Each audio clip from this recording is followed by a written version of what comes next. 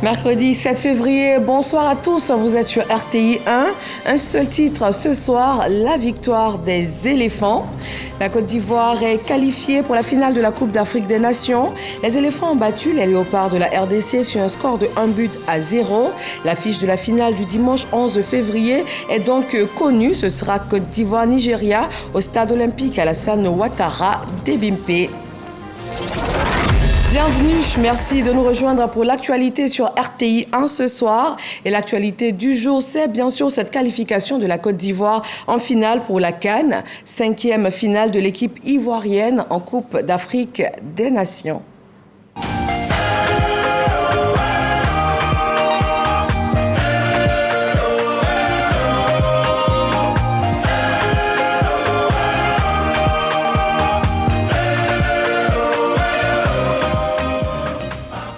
La Côte d'Ivoire a affronté la RDC, deuxième équipe invaincue du tournoi après le Nigeria. Un but de Sébastien Haller à la 65e minute ouvre le score et ce sera le seul but de la rencontre, le but de la qualification. Je vous propose de le revoir.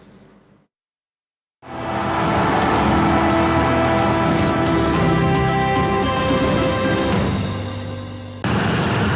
il passe à l'Ingradel pour le centre. Dédié à l'heure.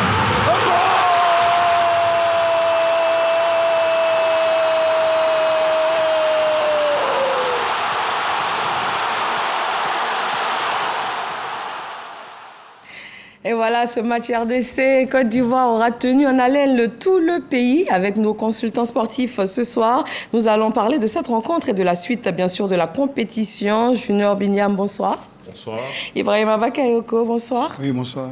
Bienvenue. Le but de Sébastien Haller délivre toute la nation. Donc, on croisait les doigts pour garder l'avantage et pourquoi pas marquer un autre but jusqu'au bout. On y a cru. L'essentiel, c'est la victoire. Je commence à ma droite avec vous, Junior Binyam. Comment est-ce que vous avez vécu cette rencontre ce soir? Probablement pas avec la même ferveur et le même stress qu'Ibrahima qui avait son chapelet. Je l'ai vécu avec peut-être un peu plus de détachement, mais avec une implication certaine. Parce que pour moi, c'était l'aboutissement d'un processus que j'ai vu commencer en 2014 à Addis Abeba, quand la Côte d'Ivoire est venue présenter sa candidature pour la CAN. J'étais encore en service à la CAF comme directeur de la communication. Et donc, j'étais là au moment de la présentation et je pense que c'est une vision, celle du chef de l'État qui rencontrait l'ambition et la passion d'un fils qui était Augustin Sidi Diallo, à qui je voudrais rendre hommage aujourd'hui, qui était le président de la Fédération ivoirienne alors, et qui est un aîné qui a toujours été bienveillant avec moi. Donc, pour moi, c'est un aboutissement partiel, parce qu'il sera complet si la Côte d'Ivoire est vainqueur de cette CAN. Et je pense que de là où il est, Sidi Diallo, comme tous ceux qui ont œuvré pour que cette fête soit la réussite qu'on connaît jusqu'à présent, ont accompagné la Côte d'Ivoire pour qu'elle soit comme Lazare, ressuscitée un peu, et qu'elle ait cette veine de cocu qui continue à la porter. On espère que ça continue ainsi. Monsieur Bakayoko, il paraît que vous aviez le chapelet. Est-ce que c'est parce que vous ne faisiez pas trop confiance en notre équipe? C'était quoi? Non, pas forcément, mais il faut toujours prier parce qu'on revient de loin. Oui. Depuis que la CAN existe, c'est la première fois qu'une équipe est meilleure troisième de cette manière. Il a fallu une défaite, il a fallu un match du Ghana. Oui. Pour que la Côte d'Ivoire ait espoir. Et notre espoir est arrivé au dernier match contre le Maroc, il ne faut pas l'oublier. Et c'est à partir de là qu'il y a eu une équipe qui est ressuscitée avec un nouvel entraîneur qui est Faye Ernest, oui, que je voulais vraiment féliciter ici à votre antenne. Et c'est exceptionnel. Un jeune entraîneur qui prend l'équipe nationale, qui a du caractère, qui prévoit même ce qui peut arriver pour que les joueurs ne paniquent pas. Et aujourd'hui, on a vu, en gardant un ancien comme Mas Gradel, que j'ai toujours confiance en lui. Et c'est lui qui déborde. Et puis Sébastien Haller se rattrape après avoir eu une occasion nette où tout le monde pensait qu'il allait marquer. Oui. 1-0, donc finalement. Quels sont les enseignements qu'on pourrait tirer de ce match? L'enseignement, c'est même les remplaçants ont été concernés. Tous ceux qui sont rentrés en deuxième mi-temps ont été très efficaces. Ils ont apporté un plus.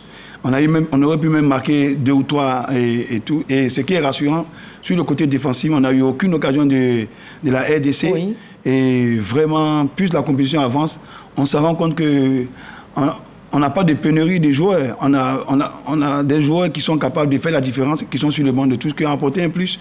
Et tout le monde arrive à s'exprimer. On a retrouvé une équipe, pas un seul joueur. Voilà. Monsieur Bignam, au niveau des enseignements pour cette rencontre. Le premier enseignement que je tire, et à la suite d'Ibrahima, c'est la confiance que l'Afrique doit garder dans ses enfants, dans sa jeunesse. Et Mers Faye en est l'illustration aujourd'hui. Je pense que la Côte d'Ivoire est ressuscitée aussi parce qu'elle a fini par faire confiance à un de ses fils. On ne peut pas être sur un continent qui a 60% de sa population qui a moins de 30 ans et continuer à ne pas faire confiance à cette jeunesse-là. Si on rêve d'émergence, si on espère que l'Afrique finisse par franchir le cap qu'on lui promet, il va falloir qu'elle fasse confiance à sa jeunesse, qu'elle fasse confiance à ses expertises et à l'expérience qui existe. Donc c'est la première leçon que je tire. La deuxième, c'est, j'ai envie de reprendre un peu Gadi Sely, c'est que ce n'est pas la meilleure équipe qui gagne la CAN, mais c'est l'équipe qui gagne la CAN qui est la meilleure en fin de compte. C'est-à-dire que la Côte d'Ivoire, après avoir été ressuscitée, n'avait plus grand-chose à perdre. Les joueurs se sont débarrassés de la pression peut-être qu'ils semblaient porter et derrière ont compris qu'au-delà de leur personne, ils jouaient pour leur famille, ils jouaient pour une nation, ils jouaient parfois pour bien plus que ça. Et on le voit à l'entrain qu'ils mettent, c'est-à-dire que vous avez à l'heure qui n'est certainement pas physiquement à 100%, oui. Mais quand il lui est donné l'opportunité de venir faire ce qu'il a à faire, il le fait, peut-être même au péril de sa santé physique, parce que autrement, il aurait pu se ménager, mais je pense qu'à un moment, on se dit, il n'y a rien qui remplace le pays. Je donne tout ici. On l'a vu même avec Osimhen du Nigeria, hein, qui n'est pas dans sa meilleure santé. Mais une fois qu'il a le maillot de l'équipe nationale, une fois qu'il est sur le terrain, on voit bien qu'il n'a pas... Son premier souci n'est pas sa carrière professionnelle, mais de tout donner parce qu'en Afrique, on mesure ce que ça apporte. J'ai eu la chance d'être sur la route entre San Pedro et Abidjan après le match Maroc-Zambie. Tous les villages traversés au milieu de la nuit, j'ai vu le type d'effervescence qu'il y avait là, alors que la Côte d'Ivoire n'avait même pas joué et n'avait pas gagné ce soir-là. La Côte d'Ivoire s'était juste qualifiée grâce au Maroc. Et j'imagine ce que ça peut être un soir comme celui-ci, après être passé par toutes ces étapes-là. Donc, c'est deux leçons principales, c'est-à-dire qu'il faut continuer à croire en son pays et à donner tout ce qu'on peut pour son pays, mais les pays africains aussi doivent croire en leurs expertises, croire en leur jeunesse, parce que c'est elle qui va pouvoir transformer ce continent-là.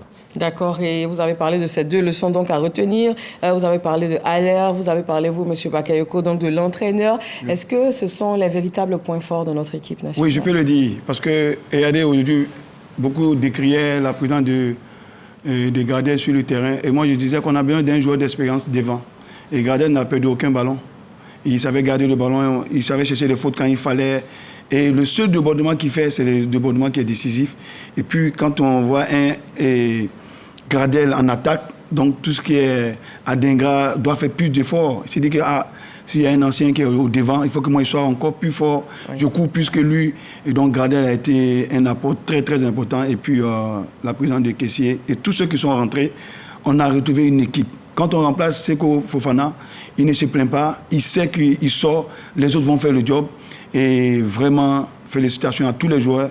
Je reviens encore à dire le staff technique, le préparateur physique. Et on a un nouveau préparateur physique qui est un Ivoirien et qui était à la SEC et qui est venu apporter un plus.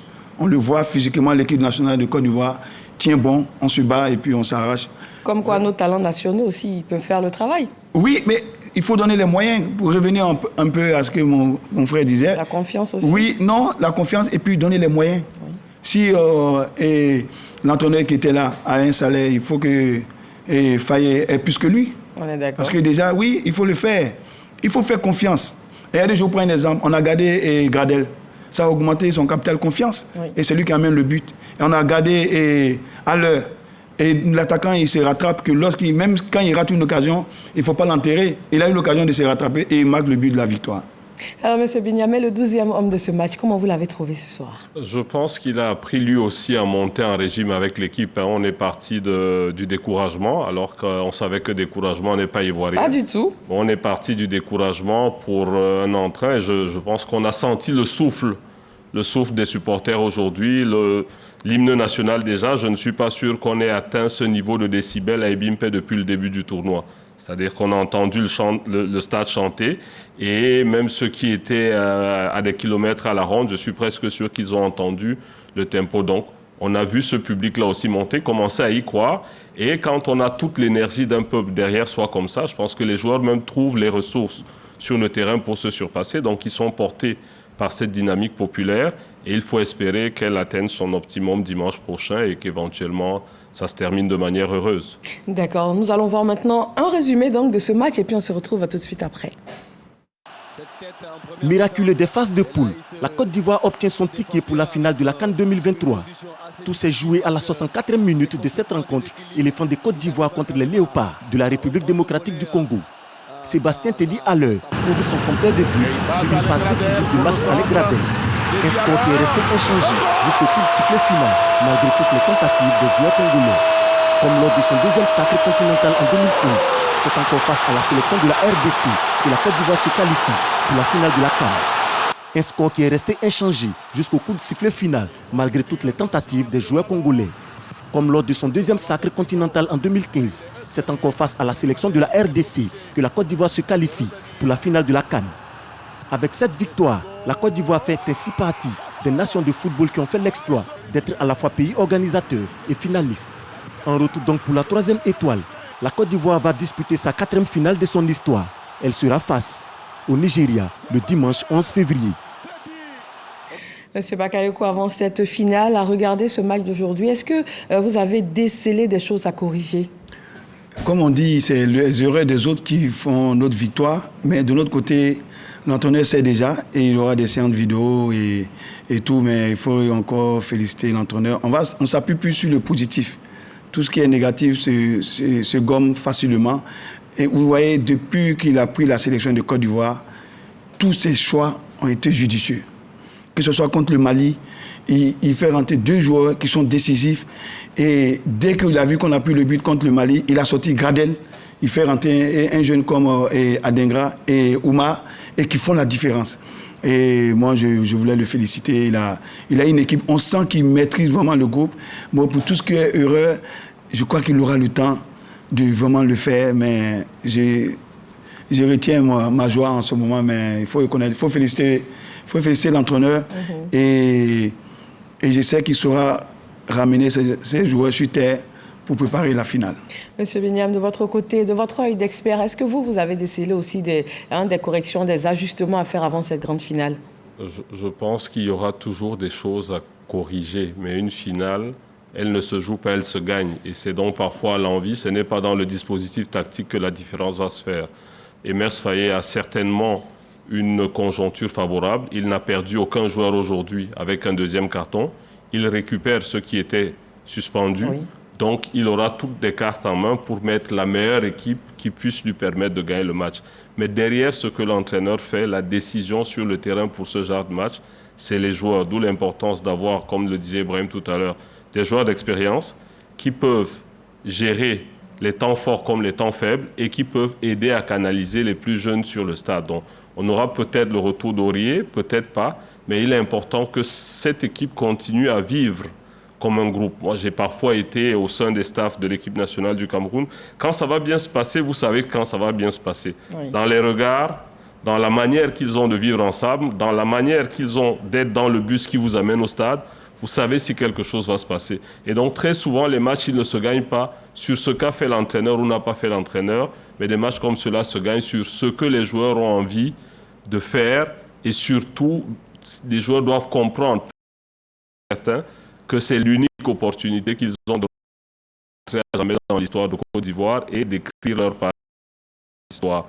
Donc pour ça, on doit pouvoir mourir et donner ce qu'on peut. Vous avez parlé tous les deux des choix de l'entraîneur Faye Emers qui étaient de bons choix jusqu'à présent. Oui. Et aujourd'hui, on a vu qu'il a intégré dans le 11 de départ Haller, Adengra. C'est la première fois. Oui, c'est bien parce que ces 2 joueurs, Haller et puis Adengra, n'avaient pas encore joué. Donc ils ont eu le temps de se mettre en forme pendant le bout des matchs qu'ils jouaient. Et aujourd'hui, ils ont joué presque tout le match. Haller a joué tout le match, Adengra a joué presque 90 minutes. Et puis, il y a un 12e homme, comme vous avez dit en début. Oui. Il faut revenir à ça. Ça a été formidable. La Côte d'Ivoire est revenue à l'humilité. Les supporters qui viennent au stade ne viennent plus pour critiquer. Ils encouragent. Même quand notre équipe fait une erreur, on voit le public qui les encourage. Oui. Ça, nous, on le ressent. D'avoir été un joueur de l'équipe nationale de Côte d'Ivoire, même quand on n'est pas en forme, que le public encourage, je vous dis, ça donne des ailes. Ça donne des ailes. Il faut en parler, il faut féliciter le public. Et puis, il faut féliciter aussi le gouvernement. Il faut féliciter aussi le président de la République. Moi, j'ai eu la chance de faire 4 CAN, donner des infrastructures à la disposition des gens. Avoir chaque pays a un terrain d'entraînement, c'est du jamais vu. Et puis, les routes. Aujourd'hui, quand tu veux aller supporter une équipe à Saint-Pédro, tu peux aller facilement. Oui. Et puis, la distance n'est pas aussi longue. Même à Yamoussoukro, Boaké, partout, c'est pareil. On aurait même pu dormir à Yamoussoukro et puis venir jouer revenir tranquillement. Mais félicitations à l'entraîneur encore. Je reviens à dire, il faut avoir les nerfs solides, être lucide. Et vraiment, là où il m'a marqué encore le plus, c'est vrai qu'on parle de la victoire d'aujourd'hui, c'était contre le Mali, où il sort Gradel. C'est vraiment à enseigner. Et je suis sûr qu'il a prévu tous les scénarios. Même le premier match quand on avait gagné contre le Sénégal, il a dit on peut prendre un premier but, mais il ne faut jamais changer notre manière de jouer. Ouais. Et c'est ce match-là qui est le match de référence qui a donné confiance à tous les supporters. Et même à Boaké, on a chanté l'hymne national et le but de la victoire est venu. Oui, vous avez aussi un Yaya Fofana qui fait beaucoup parler de lui pendant cette CAN. Oui. Comment est-ce que vous trouvez son jeu en général et puis ce soir aussi? Ça a souvent été le maillon faible de l'équipe de Côte d'Ivoire, avoir un gardien qui rassure. Hein. Depuis Ngouaméné, on avait vu passer quelques gardiens. Je me rappelle toujours du match du 4 septembre 2005 ici, où tout le monde avait trouvé le mouton noir qui était Niawan à l'époque, qui était le gardien. Donc ça a parfois été le point faible de l'équipe de Côte d'Ivoire. Aujourd'hui, l'équipe de Côte d'Ivoire a un gardien qui rassure déjà ses coéquipiers. Et ce n'est pas la moindre des choses. Et Ibrahim l'a dit tout à l'heure, le match contre le Sénégal a été un catalyseur psychologiquement. Je pense que vous sortez de la tombe, vous jouez le champion d'Afrique avec ses références, avec un vivier qui est présent, avec un potentiel, tous ces jeunes-là qui ont fait des U20, U17, qui sont champions d'Afrique toutes catégories, et vous en sortez quand même. À partir de là, vous comprenez qu'il ne peut plus vous arriver grand-chose, que vous ne devez plus avoir peur de vos adversaires et que vous avancez. Donc aujourd'hui, la Côte d'Ivoire est armée pour avancer. Fofana est une de ces armes-là.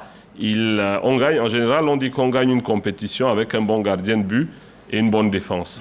À partir du moment où vous commencez à ne pas prendre de but, vous pouvez ne pas en marquer, mais vous aurez peut-être une séance de tir au but qui vous sera favorable. Donc, le gardien sera encore décisif. Une compétition se gagne d'abord derrière, et je pense que quand la Côte d'Ivoire a commencé à consolider ses bases arrière, elle est devenue plus difficile à jouer désormais.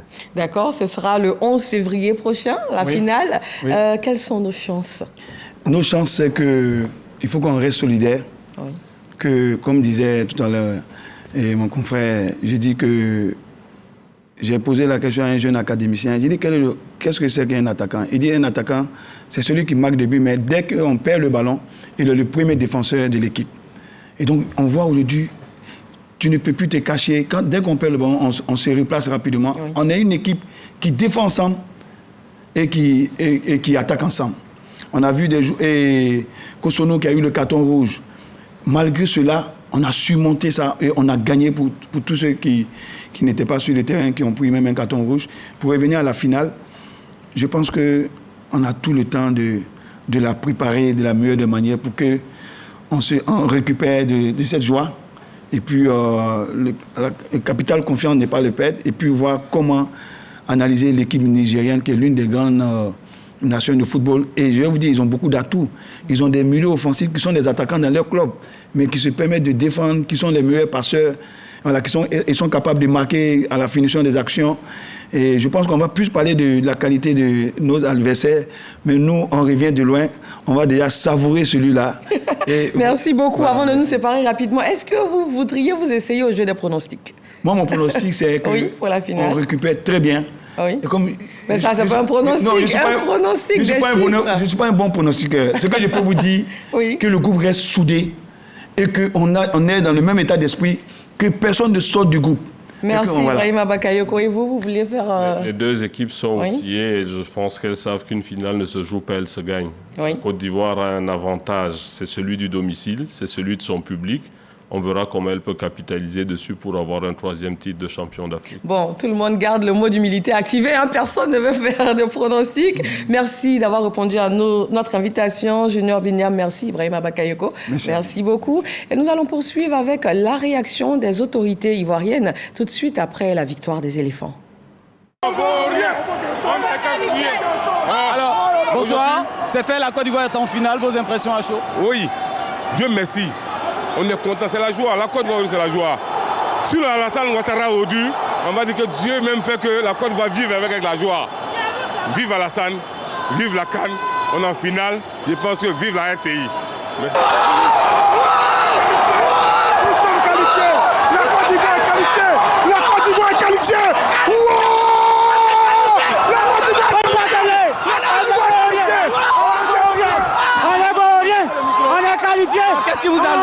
Qu'est-ce qui vous a marqué dans ce match? Mon frère, la Côte d'Ivoire a joué, on a bien joué, on va jouer la finale dimanche.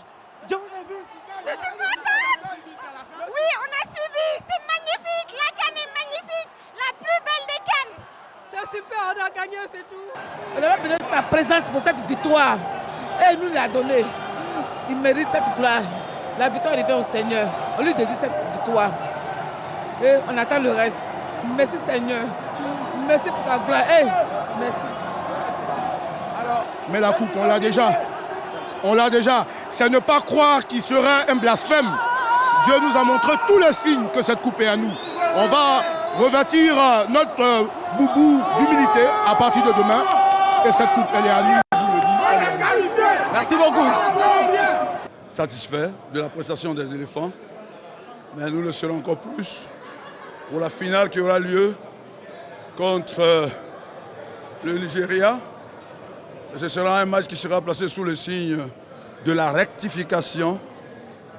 Et je pense que la coupe restera ici en Côte d'Ivoire. Écoutez, qu'ils mettent davantage le cœur à l'ouvrage. Il s'agit de défendre le drapeau. Il s'agit de mériter la confiance des Ivoiriens et des Ivoiriennes. Et nous leur faisons confiance. C'est à eux de concrétiser et de nous permettre de franchir le cap. Je pense que c'est tenable. Bravo aux éléphants et les optimistes indécrottables ont eu raison. Et donc voilà, les éléphants en finale, c'est quelque chose d'incroyable, mais c'est devenu une réalité. Et voilà. Mais on peut toujours compter sur le soutien du peuple ivoirien. C'est ça qui est important. Ah oui, évidemment, nous sommes naturellement très heureux et surtout fiers de nos enfants parce qu'ils ont un mental de fer maintenant et c'est ça qui leur manquait. Maintenant qu'ils l'ont, nous savons que nous pouvons aller jusqu'à la finale et pourquoi pas la remporter. C'est un grand bonheur et c'est un grand moment que nous vivons. C'est la CAN de l'hospitalité, c'est la meilleure CAN des 34e éditions qu'il y a eu. C'est la CAN de l'amitié et c'est la CAN de la consécration de la Côte d'Ivoire sur son plan, sur le plan du développement, sur son retour à la place qui était la sienne dans le concert des nations et aujourd'hui au niveau du sport. C'est une Côte d'Ivoire émergente aujourd'hui. Vous avez 24 pays. C'est une Côte d'Ivoire incroyable. C'est une Côte d'Ivoire qui fait rêver l'Afrique, qui fait rêver le monde. Bravo aux éléphants. Nous gardons le mode humilité. Dimanche, la coupe restera ici. Merci. Bravo, champion. Depuis le dernier passage de notre équipe nationale à Yamoussoukro, je n'ai plus douté un seul instant de notre qualification. Mais je disais tout à l'heure à des amis congolais qu'il n'y a pas eu que le football dans cette Coupe d'Afrique. Il y a eu aussi l'hospitalité, il y a eu la chaleur humaine, il y a eu l'accueil. Et Dieu merci, tout s'est bien passé. Et finalement, la Côte d'Ivoire est qualifiée, certes, mais c'est l'Afrique qui gagne. Nous partirons ici tous unis, tous le cœur en joie, d'avoir passé un bon séjour, d'avoir assisté à une magnifique CAN qui finalement a vu la victoire des meilleurs. Mais le président a dit qu'il sera chercher son 3e étoile. Celui qui veut voir, il n'a qu'à voir. Celui qui va attendre, n'a qu'à attendre. Nous sommes nos frères et on va les gagner. 2-0, Inch'Allah. On ne peut que féliciter donc nos jeunes frères. c'était extraordinaire. Extraordinaire. Et tout ce qu'on peut leur souhaiter, c'est une bonne continuation et je pense qu'on va y arriver. On va y arriver grâce au peuple de Côte d'Ivoire qui est formidable. Mais cette victoire, pour moi, est la consécration d'un homme. Le président de la République a voulu cette CAN. Il a offert des infrastructures. Il a annoncé qu'il allait avoir la plus belle CAN de l'histoire des CAN en Afrique. Nous l'avons eu. Il a dit que cette coupe restera en Côte d'Ivoire et on se souvient de son slogan « Pas 203 ». Il a pris la coupe en 92 en tant que Premier ministre. Il a pris la coupe en 2015 en tant que président de la République. Aujourd'hui, il va la prendre en tant que pays organisateur. Donc nous repartons avec une grande fierté, mais surtout, ce qui est formidable, c'est que le président, en offrant cette CAN, a offert l'univers de la fraternité et de l'hospitalité au monde entier. C'est la grande joie. Nous sommes très heureux, très fiers de nos éléphants. Bravo aux éléphants pour cette belle prestation aujourd'hui, mais bravo aux éléphants pour tout leur parcours. Nous disons merci au président de la République. Le trophée restera ici en Côte d'Ivoire. Donc merci au peuple de Côte d'Ivoire, parce que vous avez vu comment la population s'est mobilisée et je dirais même que vraiment le 12e joueur qui était la population, qui était ici, vraiment a porté les joueurs et les a encouragés. Voilà ce que ça a donné. Bravo au peuple de Côte d'Ivoire, bravo aux éléphants et puis à nous la coupe le dimanche prochain. En Afrique du Sud, les supporters ivoiriens se sont aussi réunis pour suivre cette rencontre. Côte d'Ivoire, Congo. Au coup de sifflet final, c'est l'hystérie collective. Les Ivoiriens chantent à l'unisson l'hymne national, l'abidjanaise, pour rendre hommage au valeureux pachyderme qui se hisse ainsi en finale. Revenons en images sur la rencontre Nigeria-Afrique du Sud, duel 100% anglophone, en ouverture de cette demi-finale. C'est donc le Nigeria, triple champion de la CAN, qui a battu l'Afrique du Sud, détentrice d'une étoile. Après un score de 1 but partout, c'est une séance de tir au but qui a départagé les deux équipes. Je vous propose de revoir les buts marqués pendant ce match Nigeria-Afrique du Sud. Son attaquant qui se bat. Allez, attention à Victor Osimhen, il a été touché, on voit bien l'indication de l'arbitre. Est-ce que c'est dans la surface sur cette menace initiée par lui, le capitaine du Nigeria, Trans Ekong va se lancer, il va frapper, oui. Il permet donc au Nigeria de mener 1-0. Pourtant, voyez le gardien parti du bon côté. Il frappe, il prend un contre-pied. Sans l'incompréhension, la tristesse et l'inquiétude. L'attaquant de l'OGC Nice qui va se lancer et qui part tranquillement au milieu, il prend un contre. Mayambela, il part, il frappe, le portier n'est pas du bon côté, mais ça fait 2-1. Il a touché le ballon, semble-t-il, mais oula, qui part et qui va rater. Il rate cette opportunité.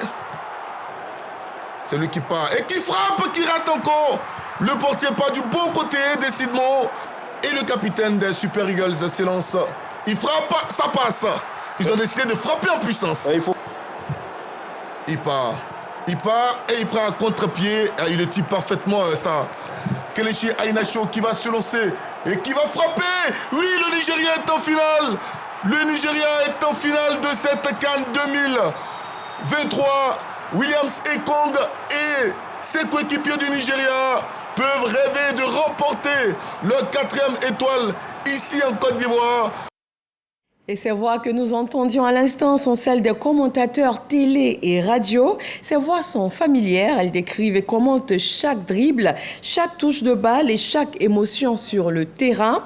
Avec plus de 20 ans d'expérience, Ricardo Zama, Rachun Guessan, journalistes sportifs, ont accepté de nous ouvrir les portes de leur cabine de présentation afin de nous dévoiler ce soir leurs rituels, leurs préparatifs ou encore leurs moments forts pendant les matchs. Sidonie Davila. Veille de match, Côte d'Ivoire, Congo. Mardi 7 février, Ricardo Zama peaufine ses notes dans une ambiance de concentration avec la musique du terroir comme source d'inspiration.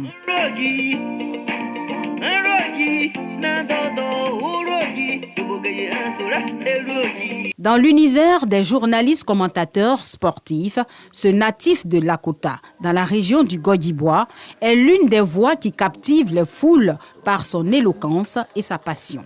Avant de se rendre au stade, Ricardo consacre des heures à la préparation. Ces matchs se préparent avec beaucoup d'appréhension, quelquefois beaucoup d'anxiété. Est-ce qu'on va dire le mot juste? Est-ce qu'on va être à la hauteur de la tâche? Parce que toute l'Afrique vous écoute.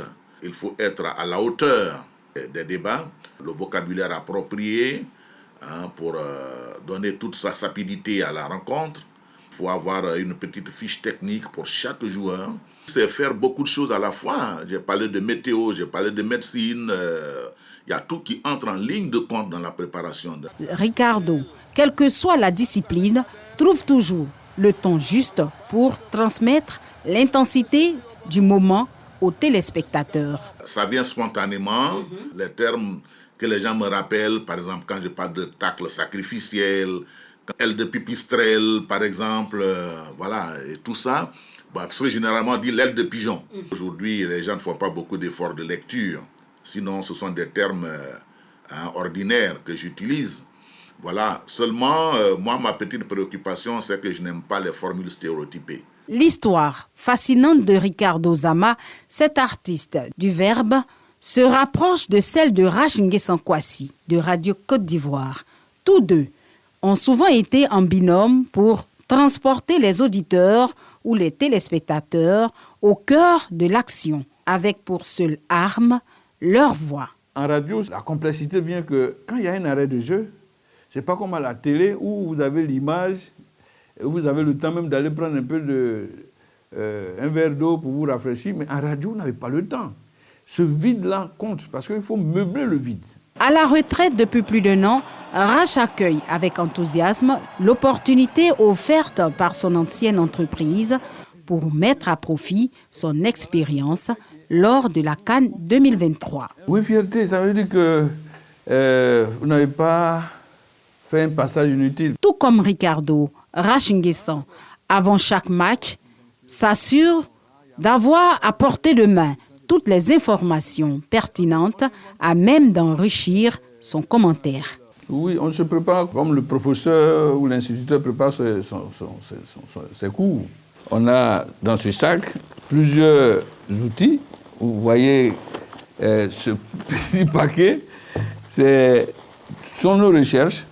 Et par exemple, quand vous avez fait même un premier match, j'ai tous les matchs ici. Vous êtes obligé, lorsque vous allez faire un match, par exemple de la RD Congo, de revoir les fiches antérieures pour voir si le classement qui va venir là, le sélectionneur a tout mis en place ou il a chamboulé son classement. La préparation d'avant-match, c'est aussi se mettre dans une certaine disposition d'esprit selon les maîtres du micro. Le reporter, c'est d'abord le souffle. Si vous n'avez pas le souffle, vous ne pouvez pas parler 90 minutes.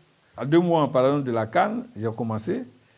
Le matin, je fais la côte, je reviens, je remonte encore, je transpire jusqu'au coup d'envoi de la CAN. J'ai retrouvé un peu mon souffle. Vous parlez, vous gesticulez, vous faites tout. Mais si vous avez bien mal mangé, vous pouvez rendre à l'antenne.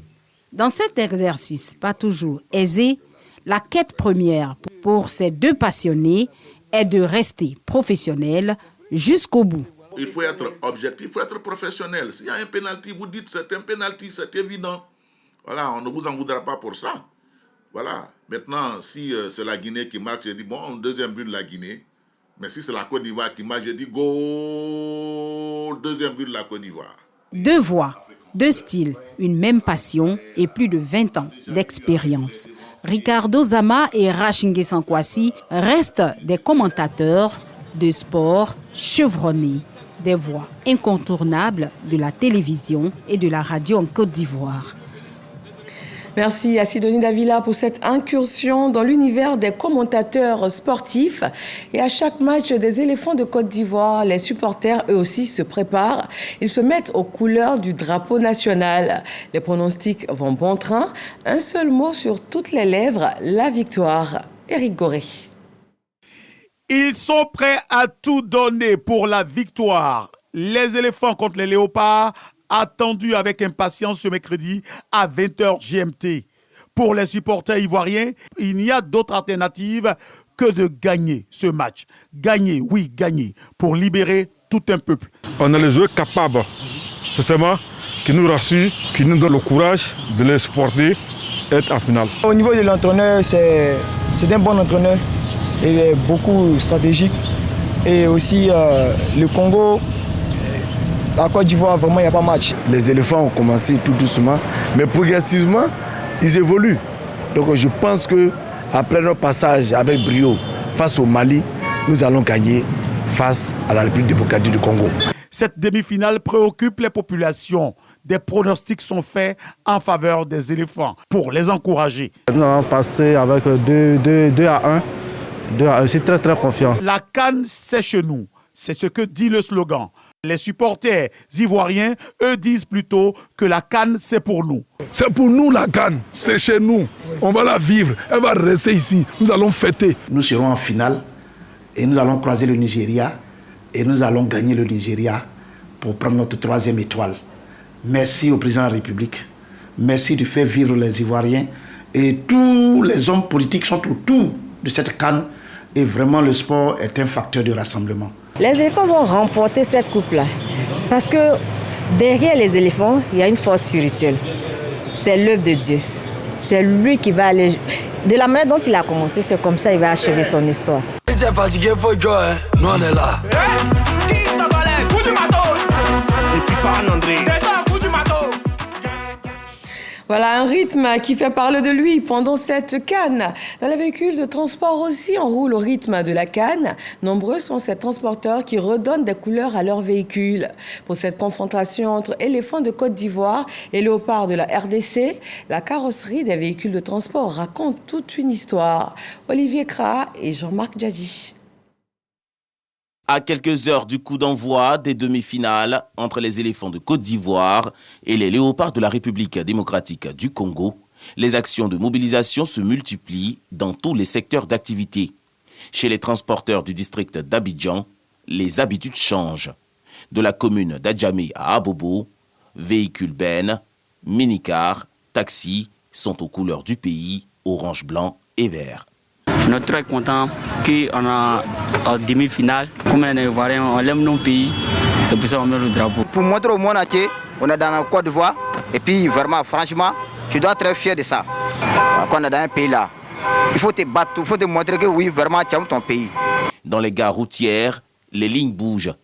Personne ne veut rater cette rencontre. C'est vêtu du maillot de l'équipe nationale que les conducteurs et convoyeurs de minicars attendent patiemment les clients. Pousser les pachydermes jusqu'à la victoire finale est leur seul credo en cette journée. C'est le pays, hein. Sinon, je suis burkinabé d'origine, mais la Côte d'Ivoire m'a adopté. Le pays aujourd'hui, je ne peux que supporter la Côte d'Ivoire.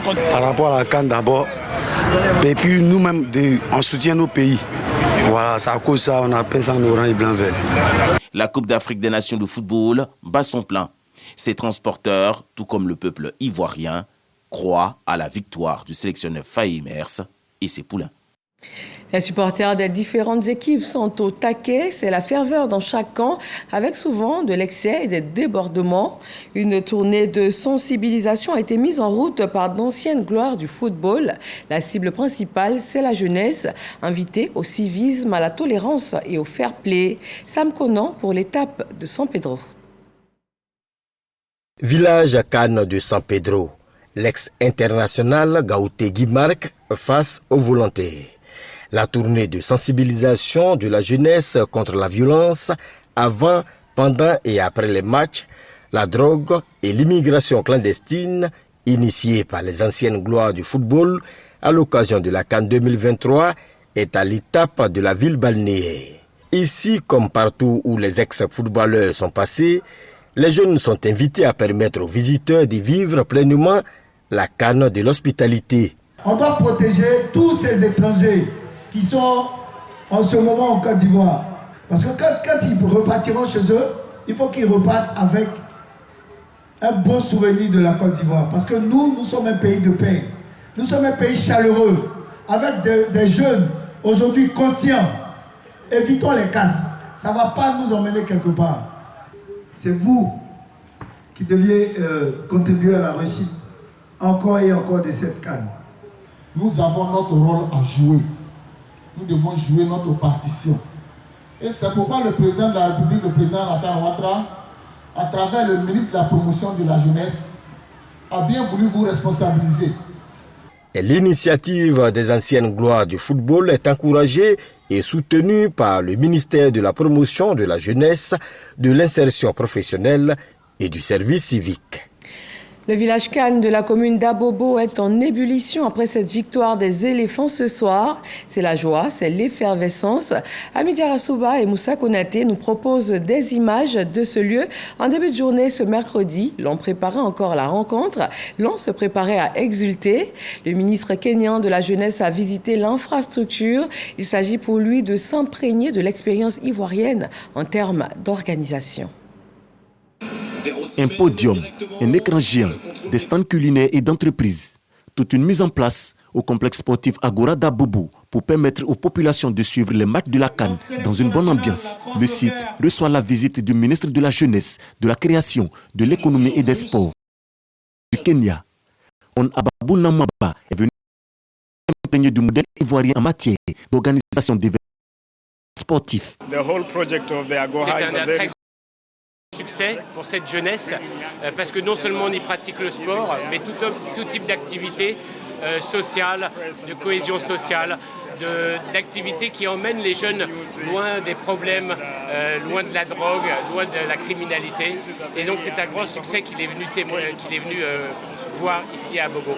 Il s'aperçoit aussi du grand succès de la CAN et il va retourner dans son pays avec ces exemples. Le premier magistrat de la commune d'Abobo se réjouit de cette visite fraternelle. Monsieur le ministre et sa délégation ont décidé de venir ici à l'Agora d'Abobo parce que nous avons implanté un village CAN.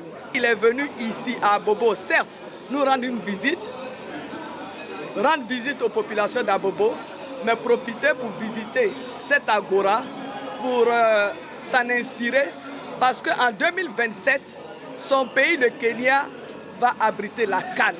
Kandia Kamara et ses hôtes ont également suivi la première partie de la demi-finale qui a opposé l'Afrique du Sud aux Super Eagles du Nigeria.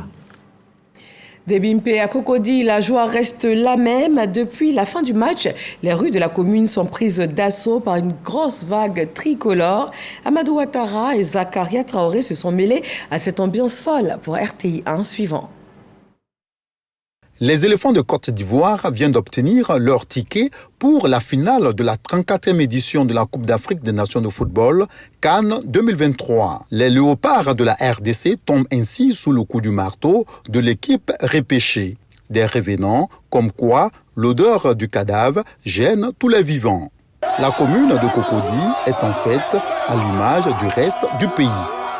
Actuellement, je suis sorti avec mes frères. On est très heureux de la qualification des éléphants. Ils ont mouillé vraiment le maillot. Et là encore, je tiens à les féliciter, leur dire encore merci. Merci pour tout ce qu'ils font pour nous. Parce que sans eux, on ne va pas sortir comme ça. On est fiers d'être Ivoiriens. Je suis fier. C'est toi. On est vos champions. Nous sommes contents. Masqués.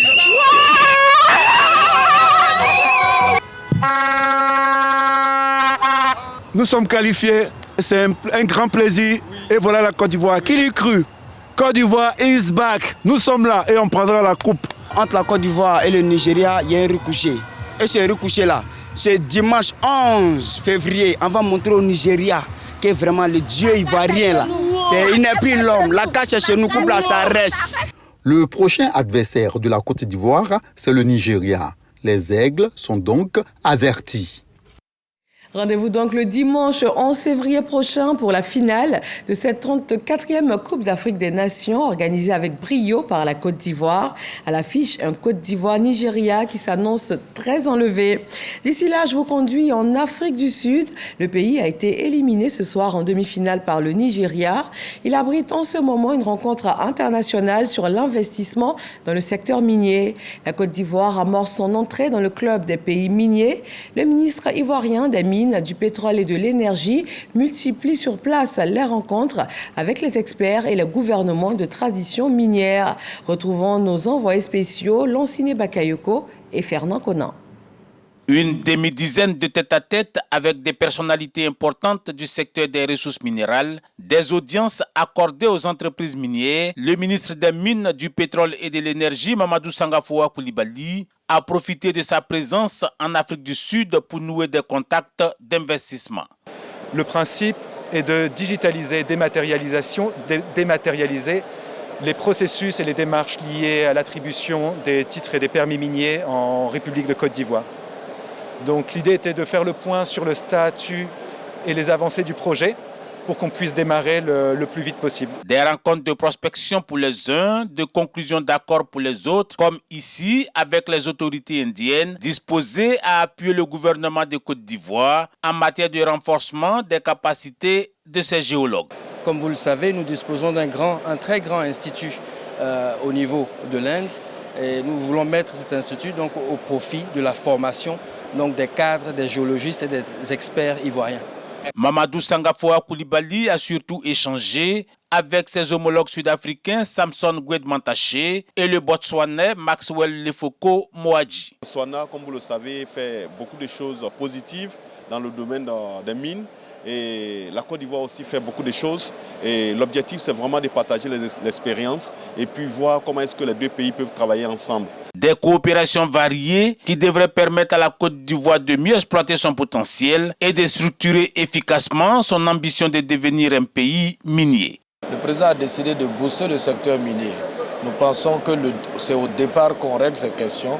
Au moment où nous sommes en train vraiment de mettre l'accent sur les ressources minières, il faut qu'on apprenne des pays comme le Botswana, comment faire pour aller le plus loin possible dans la transformation locale des produits miniers de notre pays.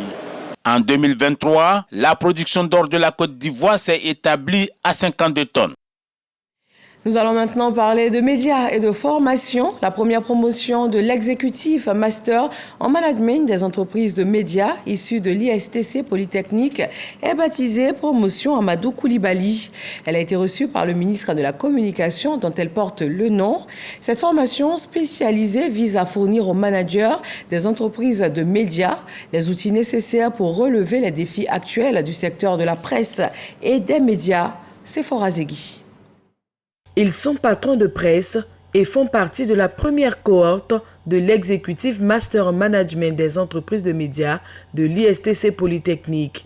Une formation qui vient renforcer leurs capacités dans le domaine de la gestion d'entreprise. Ce qu'on retient, c'est qu'on a un plus en matière de gestion de l'entreprise. On ne peut pas gérer les entreprises de façon hasardeuse. On a les acquis qui vont nous permettre de stabiliser, sinon d'accroître les rendements de notre entreprise. Nous sortons outillés pour aller donc porter cette connaissance à nos collaborateurs, mais également faire avancer notre entreprise, parce que l'idée aussi c'est d'avoir des outils de manager pour pouvoir mieux diriger nos entreprises respectives. Baptisé promotion Amadou Koulibaly, c'est tout naturellement que ces 15 diplômés viennent présenter leur parchemin à leurs parrains. Amadou Koulibaly, le ministre de la Communication, exprime son souhait de voir cette promotion servir de modèle à tous les responsables d'entreprises de presse en Côte d'Ivoire. Nous avons beaucoup d'entreprises de presse qui vivent des situations difficiles simplement parce qu'elles ne sont pas forcément bien managées. Aujourd'hui, nous avons une quinzaine de patrons de presse qui ont accepté en toute humilité de retourner à l'école, et je pense que cela traduit leur ambition d'avoir des entreprises qui sont viables.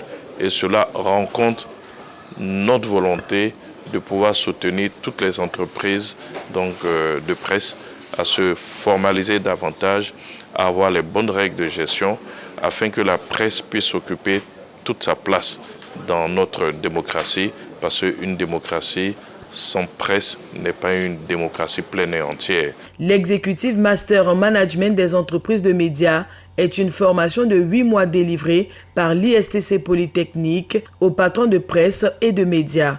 Il comporte une dizaine de modules. Revenons maintenant au football. Là, c'est l'actualité du jour. Nous vous proposons le résumé du match à Côte d'Ivoire-RDC qui a permis la qualification des éléphants pour la finale. Miraculeux des phases de poule, la Côte d'Ivoire obtient son ticket pour la finale de la CAN 2023. Tout s'est joué à la 64e minute de cette rencontre, éléphants de Côte d'Ivoire contre les léopards de la République démocratique du Congo. Sébastien Teddy à l'heure ouvre son compteur de but sur une passe décisive de Max Allegradel.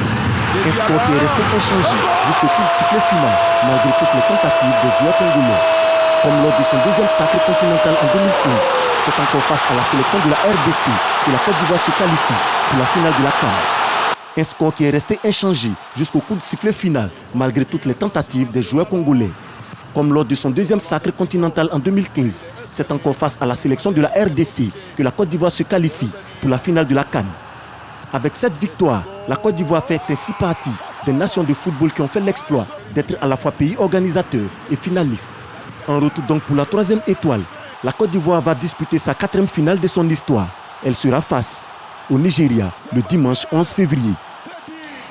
Rendez-vous donc le 11 février pour la finale de cette 34e Coupe d'Afrique des Nations, organisée de main de maître par la Côte d'Ivoire. À l'affiche, un Côte d'Ivoire-Nigeria qui s'annonce très enlevé. La CAN, c'est chez nous, la CAN, c'est avec nous, et cette CAN, c'est la nôtre. Allez, les éléphants. Ça se passe ici, en Côte d'Ivoire.